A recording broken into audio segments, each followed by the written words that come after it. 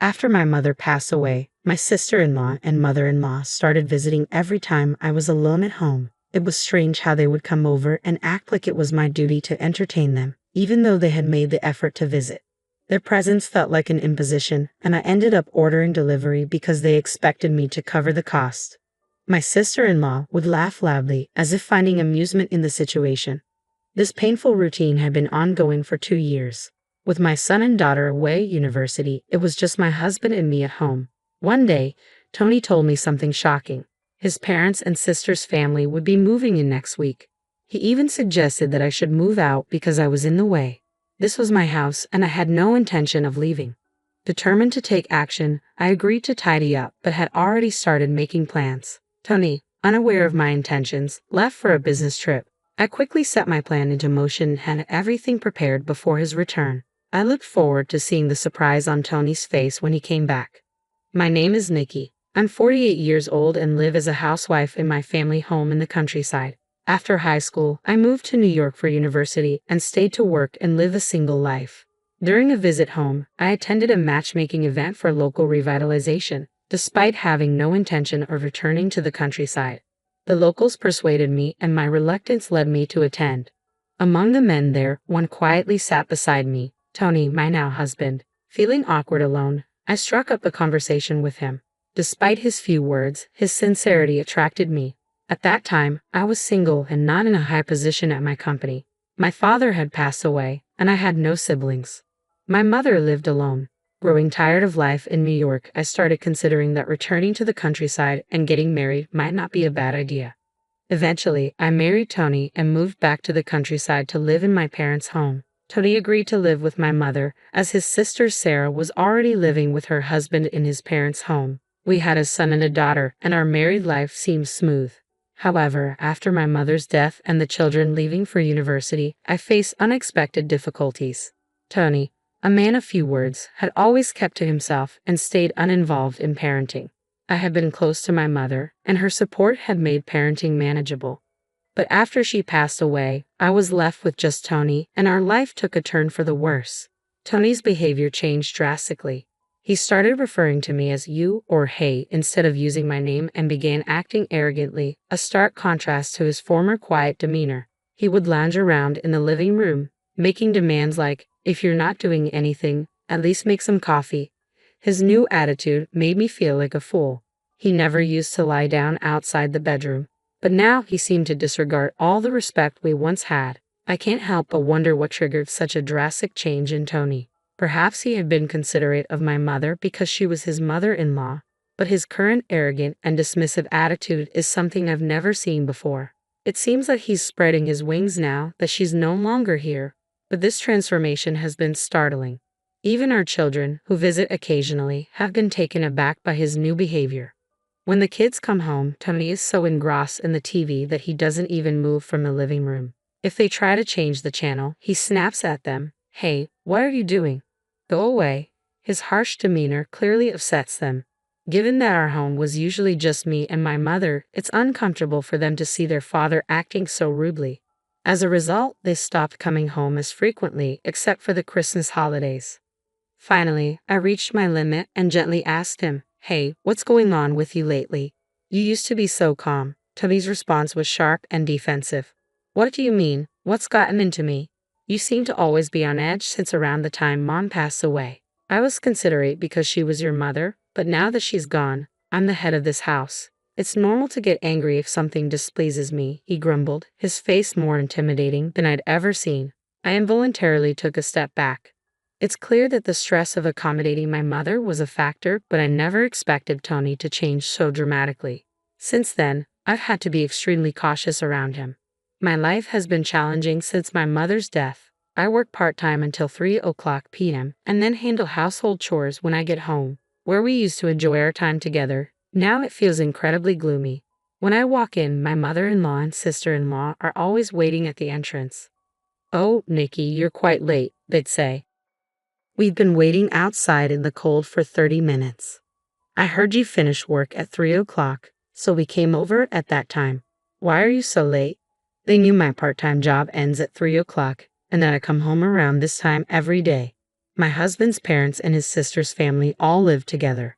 Sarah, my sister-in-law, changed her last name to Timpson when she married, but she and her husband live with her parents. Sarah, who has no children and has never worked, was close to my mother-in-law when my mother was alive. I once thought they were kind, but their attitude shifted drastically after my mother passed away. I'm sorry I'm late. I was out shopping, I said. I didn't dare show any irritation, fearing more criticism. In this situation, I always have to invite them into my home as soon as I arrive, then organize my shopping and change clothes. But my mother-in-law immediately starts complaining. Your husband's mother and sister went out of their way to come here, and you're not doing anything for us. That's just crazy. I guess we have no choice but to order delivery. You'll pay for it, right? Sarah laughed loudly, finding something amusing in the situation. As always, I ended up paying. This ongoing discomfort has lasted for 2 years. I've even talked to my husband about it, but he never helps. Mom and Sarah are just trying to be nice because they think you're still upset about losing your mom. It's not good to complain, he said. But I'm always the one footing the bill for their deliveries, which puts us in the red every month. You could manage our finances better or find a higher-paying part-time job. Besides, you seem to care about your own family but are cold towards mine. His words left me stunned. I don't want to quit my current part-time job because my coworkers are nice, and although I live in my parents' house, I've never neglected my in-laws. I've attended family gatherings and brought gifts for birthdays and anniversaries. They used to be kind to me, so why did their attitude change so suddenly after my mother's death? I felt overwhelmed and stressed, unsure how to handle the situation. Then, one night after returning from work, my husband dropped a bombshell.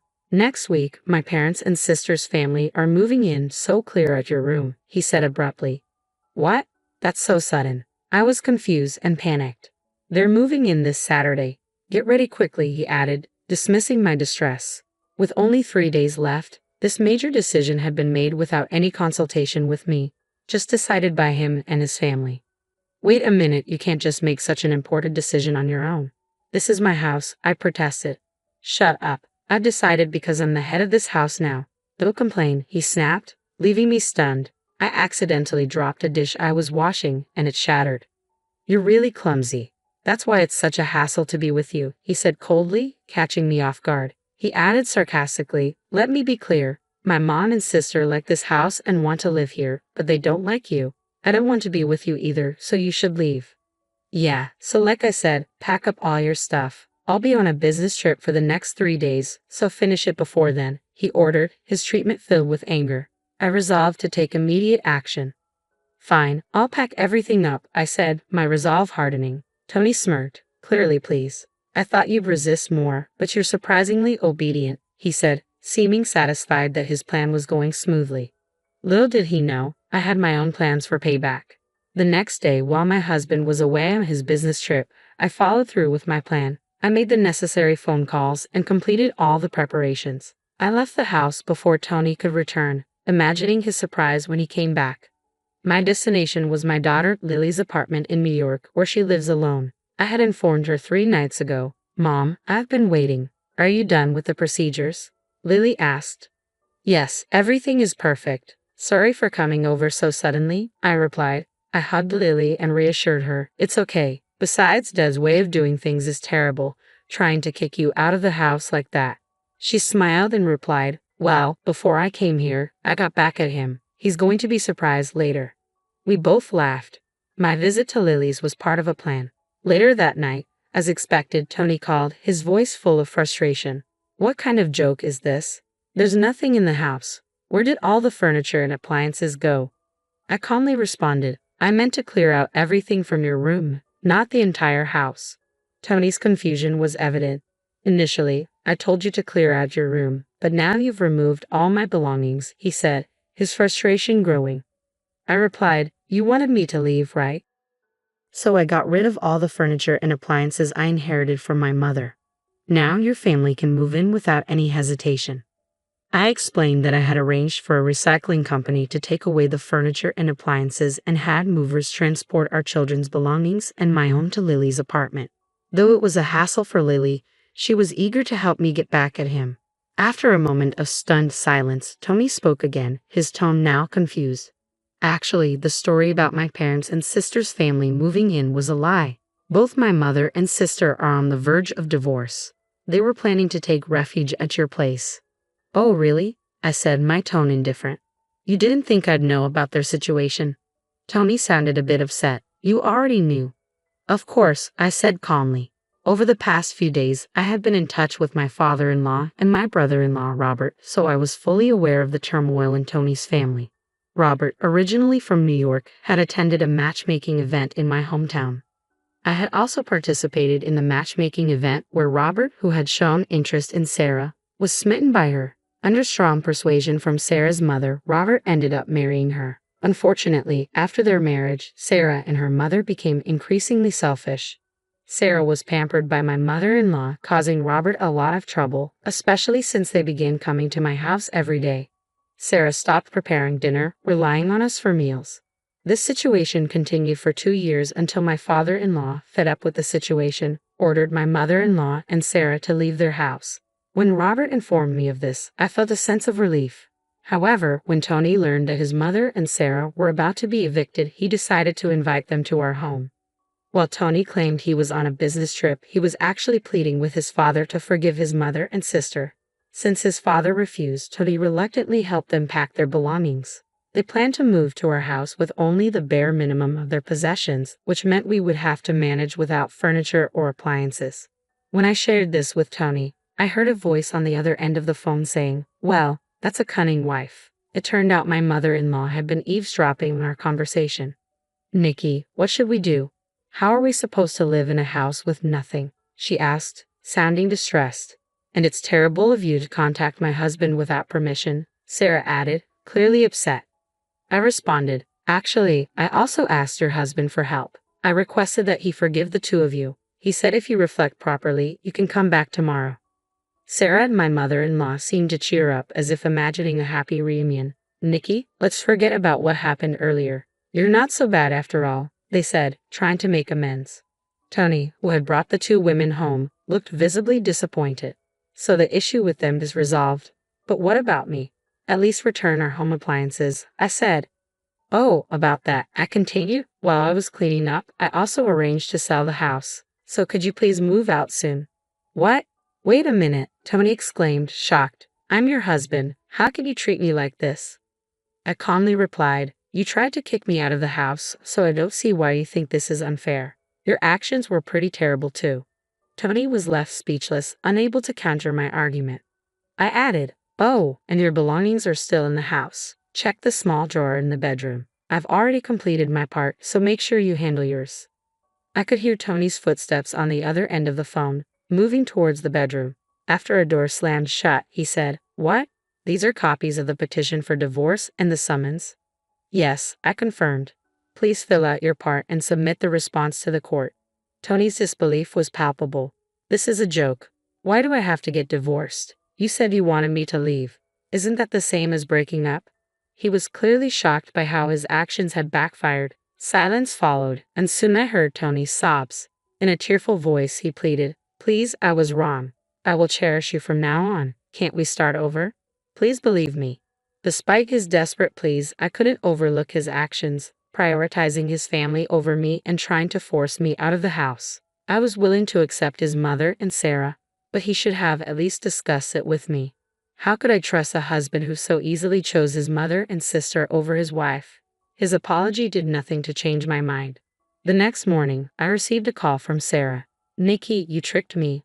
When I got home, neither my father nor Robert were there, and the house has already been sold." I responded calmly, "I didn't lie to you. I said you could return. But I never mentioned that your father and husband would be there waiting." Sarah and her mother complained bitterly over the phone. Then suddenly, her mother exclaimed, "How could this be?" I guess they had discovered the envelope in the mailbox, which contained a letter from my father-in-law. The letter included the filled-out petition for divorce and the summons. From what I had heard, my father-in-law had been fed up with his wife's selfish behavior and had considered moving to a care home alone. This incident pushed him to finally sell the house. Robert, unable to tolerate Sarah's selfishness, decided to divorce her and return to his parents in Enmai. "Do something, Nikki, or we'll lose our house," Sarah pleaded. That's not my problem, I replied. Why don't you apologize to your husband? It might not be too late. Sarah's pride, however, prevented her from apologizing. I could hear her sobbing while her mother tried to console her. Then her mother, apparently grabbing the phone, yelled, "You wicked woman! How could you be so cruel?" Surprised by her sudden outburst, I suspected it was just a bluff. I calmly said my final words, "Understood. Take care, mother-in-law and sister-in-law. Goodbye." I heard a voice from the other end saying, "Wait," but I ignored it and ended the call. I had no intention of dealing with any more of their trouble. Despite their selfish actions leading to this situation, they continued to blame me. Soon, I would be finalizing my divorce from Tony, making them practically strangers to me. I saw no need to involve myself with them any longer. Since Tony was unwilling to initiate the divorce, I had to take legal action. After a lengthy mediation process, we were finally able to proceed with the divorce. Tony requested half of the proceeds from the sale of our house, but his demand was denied as it was not considered shared property. Tony confronted me angrily after the trial, but the judge intervened. I watched as Tony's disappointment grew, feeling no sympathy. If only he had shown any remorse for the constant interference from his mother and Sarah, things might have been different. Ultimately, our marriage ended on the worst possible note. After the divorce, it seemed Tony, along with his divorced mother and Sarah, were struggling to find a place to live. A local friend informed me that they were initially sleeping in the park, using cardboard boxes. Tony reached out for help but eventually fell out of contact, possibly due to his phone service being cut off. Over time, they managed to move into a rundown flat on the outskirts of town. Tony was working to support them, but it was a burden, particularly with his inexperienced mother and Sarah. Despite being of working age, Sarah refused to get a job, likely due to her pride. The constant arguments between his mother and Sarah were disturbing the neighbors. Tony, frustrated by the situation, had turned to gambling, which seemed to be draining most of his earnings. Though it was no longer my concern, I couldn't help feeling a sense of satisfaction hearing about their troubles. As for me, I'm starting a new chapter in New York. Just before the divorce, I had consulted with Robert, who had already divorced Sarah and returned to NY, about my future. Through his connections, I secured a position at a food-related company run by Robert's brother. Initially, I stayed with my daughter, but with Robert's help, I found a new apartment and now live independently in a small flat. I'm deeply grateful for all the support from Robert. We share similar painful experiences and have found common ground, which has brought us closer. Perhaps our meeting at that matchmaking event was fate. Although I now live far from my hometown, I always keep it in my heart. I had been secretly concerned that marriages would become less common and that the local population would decline. However, it seems that young people are increasingly using dating apps, making matchmaking events less necessary. Reports suggest that remote work and lower-cost housing are drawing more young people back to rural areas, including my hometown. I'm pleased to see my hometown thriving. I also think about returning someday for a peaceful retirement, possibly with Robert, whom I've recently started dating with the possibility of remarriage in mind.